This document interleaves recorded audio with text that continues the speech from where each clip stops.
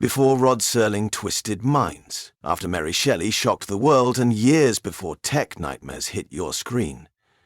W.C. Morrow was already asking the terrifying, what if? Welcome to the Vault of Lost Tales, resurrecting the authors that time tried to bury. A mysterious writer who never achieved mainstream fame, Morrow created some of the earliest and most disturbing American horror fiction involving science, psychology, and surgical ethics.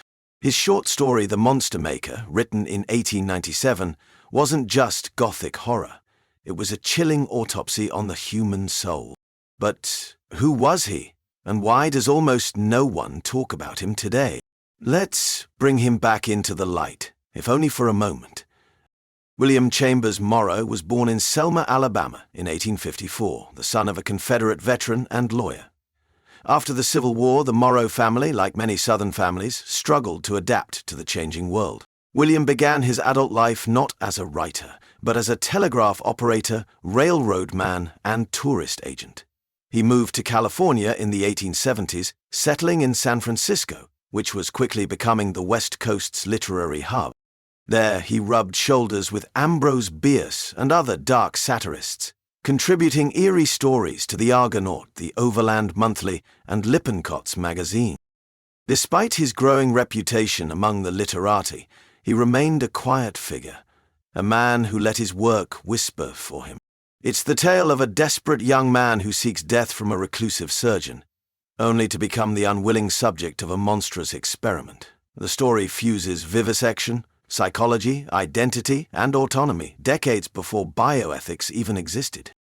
This wasn't a vampire tale. It was body horror, medical horror, and philosophical horror, all rolled into one.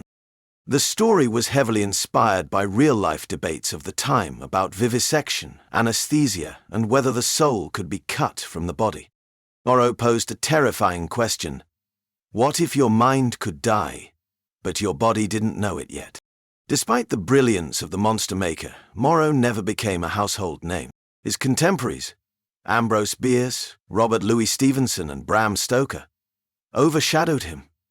His stories were rarely anthologized, and by the 1910s his name had largely disappeared from literary memory. He continued writing until his death in 1923, but faded quietly. Yet his influence lingers. His work helped open the door for stories like Lovecraft's body-mind terrors, Mary Shelley's Frankenstein reborn as medical fiction, modern sci-fi horror à la The Fly or Get Out. Today, Morrow is a writer remembered by scholars and horror fans with a long memory. W.C. Morrow wasn't a horror writer. He was a literary surgeon, cutting open the soul to see what squirmed inside. His monsters weren't stitched together in castles. They were built with scalpels, ambition, and human despair. So the next time you watch a film where science makes something unnatural, or read a story where the brain betrays the body, remember W.C. Morrow. Because long before the monster was made, he asked the question no one else dared. What if you were dead, but didn't know it? Don't forget to like, subscribe, and share your thoughts below.